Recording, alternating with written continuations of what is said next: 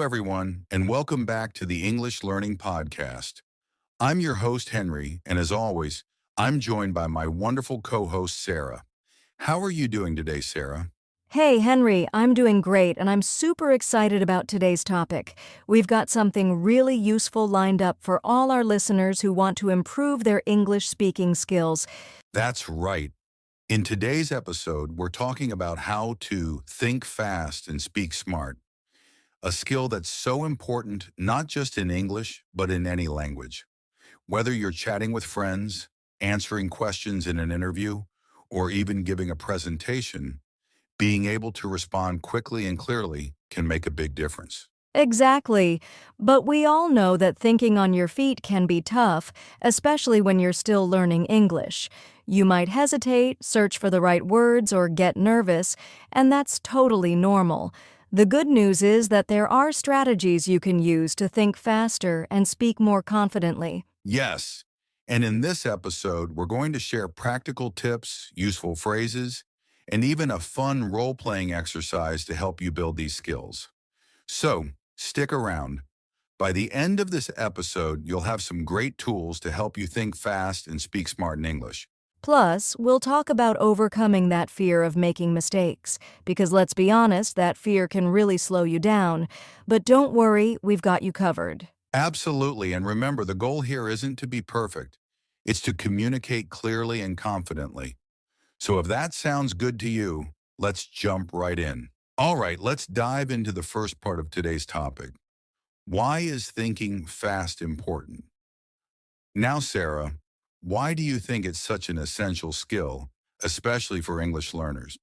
That's a great question, Henry. I think fast thinking is important because conversations can be unpredictable. You never know what questions someone might ask or how a discussion might change.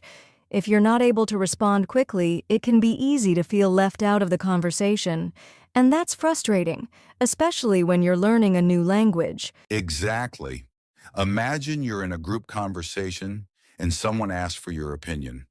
If you hesitate for too long because you're searching for the right words, the moment might pass and you've lost your chance to speak. That can be discouraging. Yeah, and it's not just about casual conversations. Thinking fast is crucial in professional situations too, like job interviews, business meetings, or even during public speaking. Quick thinking can help you sound confident and in control, even when you're feeling a little nervous on the inside. Totally, and let's not forget, it's not just about responding quickly, it's also about responding smart. We want to give answers that are clear, relevant, and make an impact. That's why we're focusing on both speed and smartness today. Right. And here's something I always remind my students. Thinking fast doesn't mean speaking without thinking at all. It's about training your mind to process information quickly and stay calm under pressure. The calmer you are, the sharper your responses will be. Exactly, and I think that's a great point, Sarah. Sometimes people think fast speakers are just naturally gifted, but that's not true. It's actually a skill you can develop, and it gets easier with practice. Yes, and it's especially important for English learners because when you're speaking a second language, your brain is doing double the work. You're thinking about what to say and how to say it. That's why we'll be sharing some tips later in the episode to help make that process smoother. Absolutely. But before we get to the tips, let's give our listeners some real-life examples of situations where quick thinking can make a big difference. Sarah, can you think of a time when you had to think on your feet? Oh, definitely. I remember once I was at a work meeting and I wasn't expecting to be asked a question. Suddenly, my boss turned to me and asked for my opinion on a project we were working on. I had to come up with a response on the spot, and I used one of the tricks we'll be sharing later, buying time by using a short thinking phrase. I said, "That's a great question. Let me think for a moment," and that gave me just enough time to gather my thoughts and give a clear answer. That's a great example. And it's proof that you don't have to panic when you're caught off guard.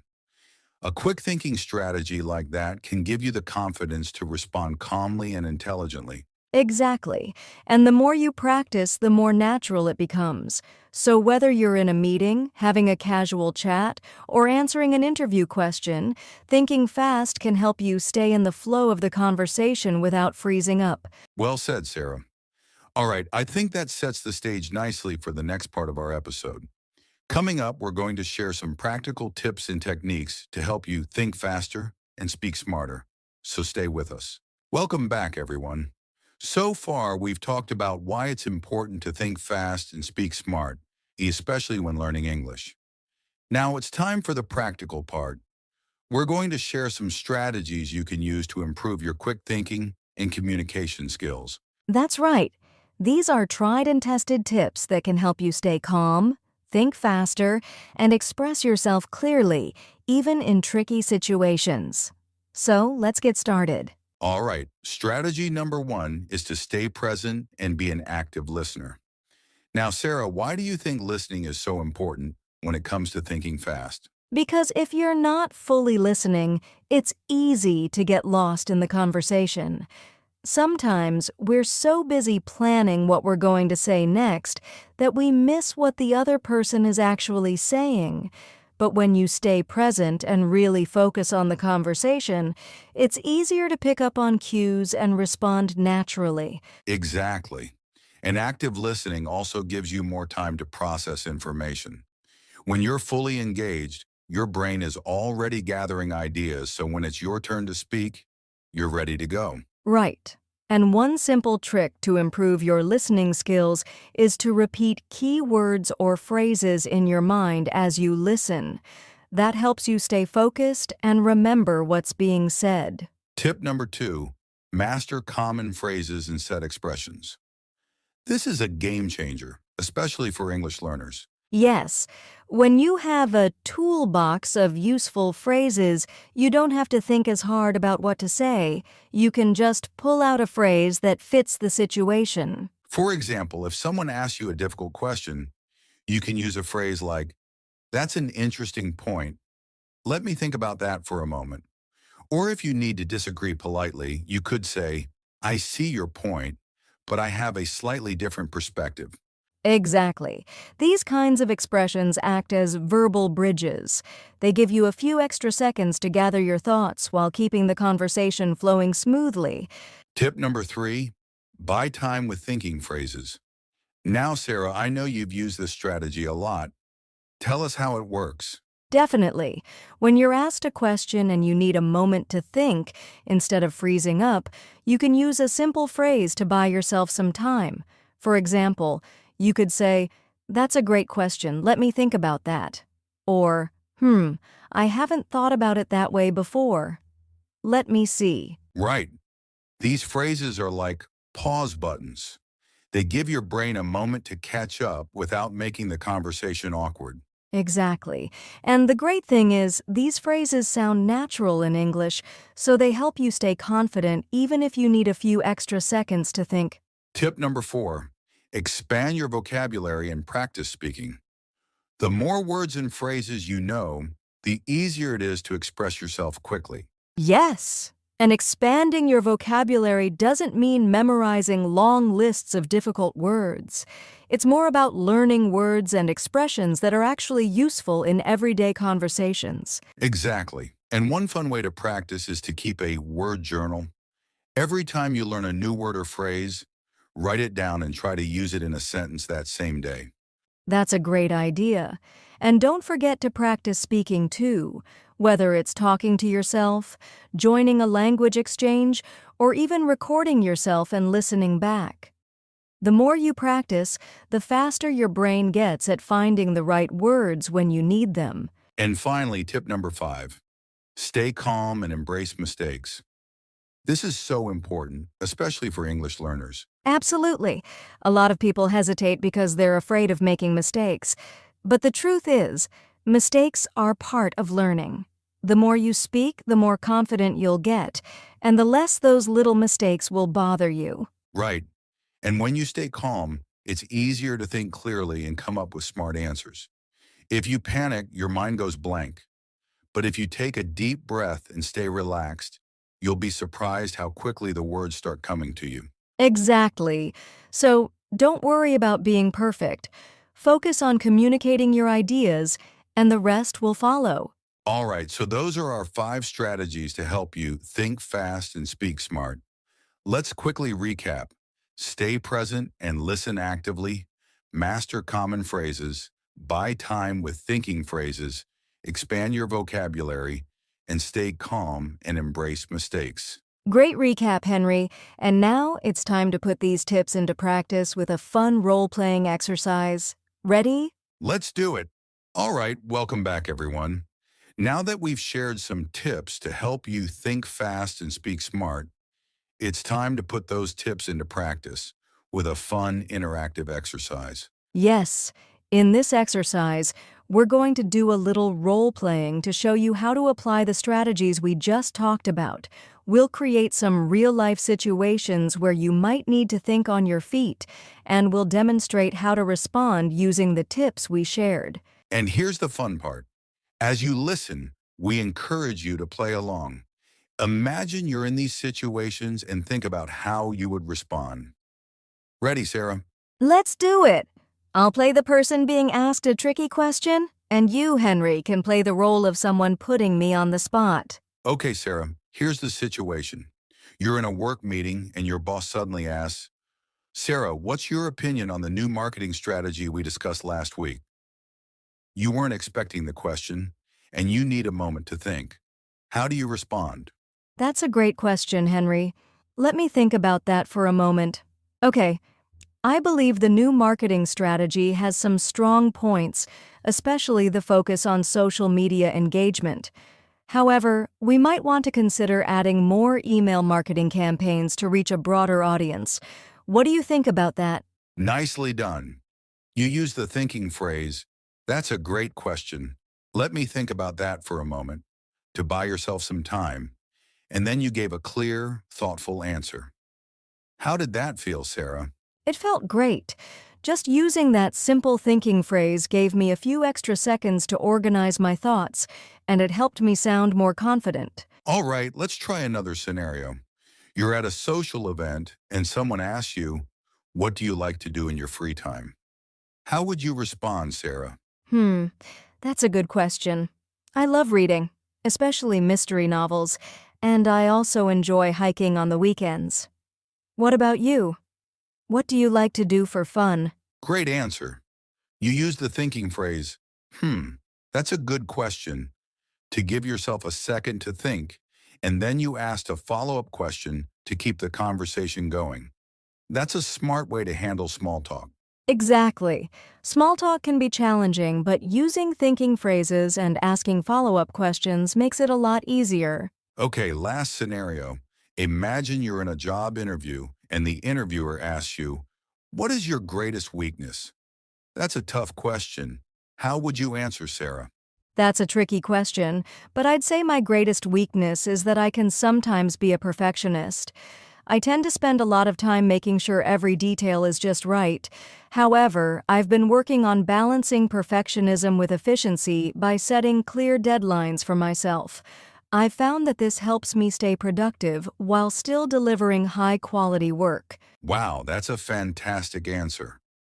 You use the thinking phrase, that's a tricky question, to buy yourself some time, and then you gave a thoughtful, honest response that turned a potential weakness into a positive.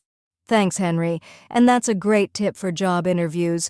When you're asked a difficult question, try to frame your answer in a way that highlights your strengths. All right, so we've walked through 3 different scenarios. Answering an unexpected question in a meeting, making small talk at a social event, and handling a tough interview question. Now it's your turn. That's right. We encourage you to practice these scenarios on your own. Think about how you would respond and try using some of the thinking phrases we shared, like, that's a great question, or, let me think about that for a moment. The more you practice, the more natural it will feel. And remember, the goal isn't to be perfect. It's to stay calm, think quickly, and communicate your ideas clearly. You've got this.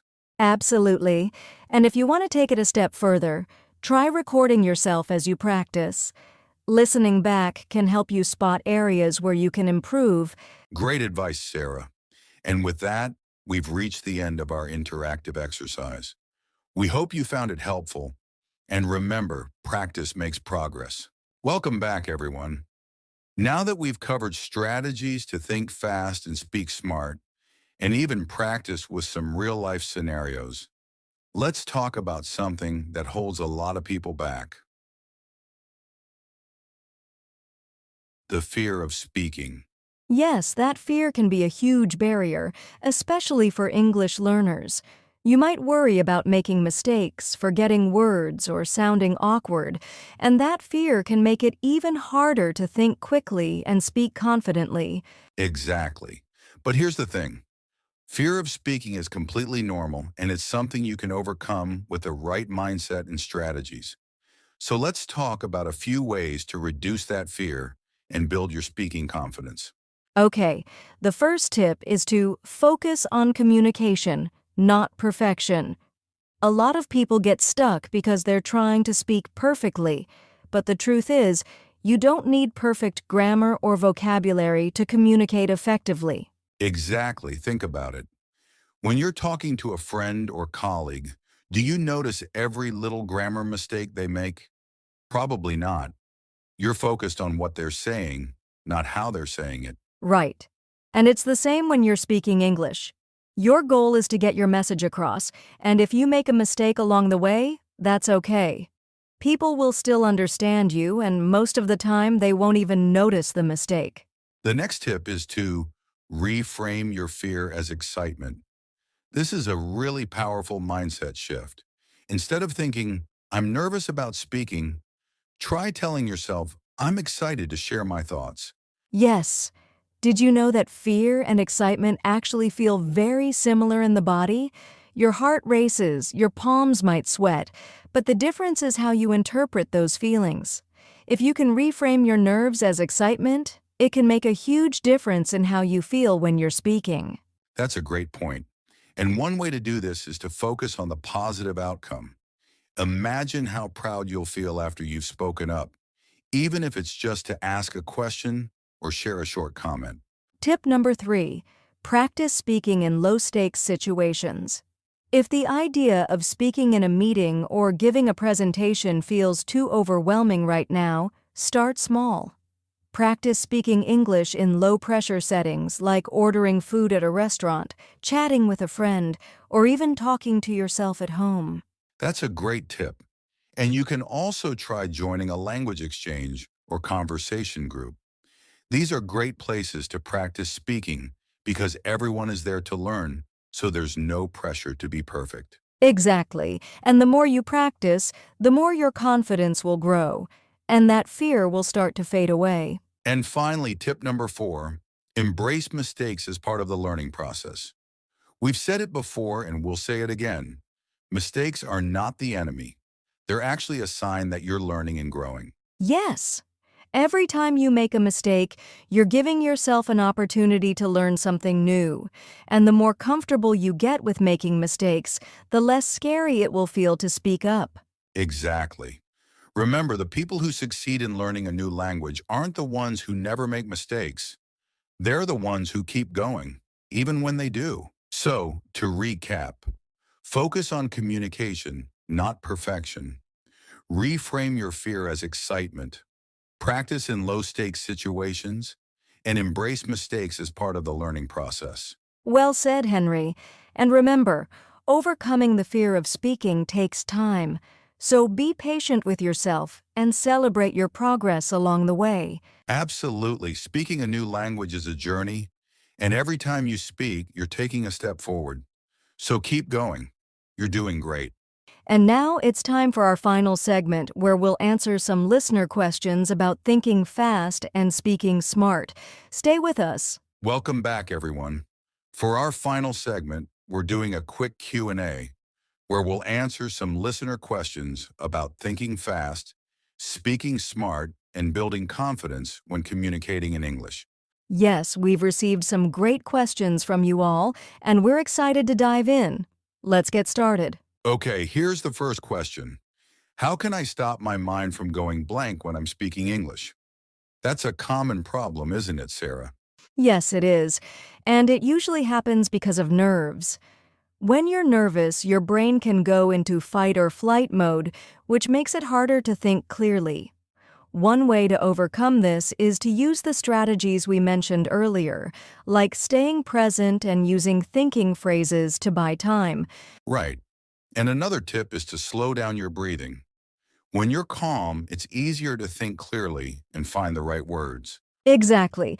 And don't forget, it's okay to pause and take a moment to gather your thoughts. You don't have to rush. Here's another great question. How can I practice speaking English if I don't have anyone to talk to? What do you think, Sarah? That's a great question. And the good news is, there are plenty of ways to practice speaking even if you're on your own. For example, you can try shadowing, where you listen to a podcast or watch a video and repeat what you hear, copying the speaker's tone and intonation. That's a fantastic tip. Shadowing helps you improve your pronunciation, rhythm, and fluency, and it's something you can do anytime, anywhere. Exactly. You can also practice speaking by recording yourself. Pick a topic, talk about it for a few minutes, and then listen back. It might feel a bit awkward at first, but it's a great way to track your progress and spot areas for improvement. Okay, here's a question we hear a lot. How can I stop worrying about making mistakes when I speak English? This is such an important question, and we totally get it. Making mistakes can feel scary. But remember, mistakes are a natural part of learning. The key is to shift your mindset. Instead of seeing mistakes as failures, try to see them as opportunities to learn and grow. That's great advice. And remember, most people won't even notice your mistakes. And even if they do, they're usually more interested in what you're saying than how you're saying it. Exactly. The more you speak, the more confident you'll get. So don't let the fear of making mistakes hold you back. All right, that brings us to the end of our Q&A segment. Thank you to everyone who sent in questions. We hope our answers were helpful. And remember, if you have more questions or want to share your progress, feel free to reach out to us. We love hearing from you. Absolutely. Learning to think fast and speak smart takes time and practice. But you're not alone. We're here to support you every step of the way. That's right. So keep practicing, stay positive, and remember, every time you speak, you're getting better. Well said, Sarah. And with that, we're wrapping up today's episode. Thanks so much for listening, and we'll see you next time on the English Learning Podcast. Bye for now, and happy speaking.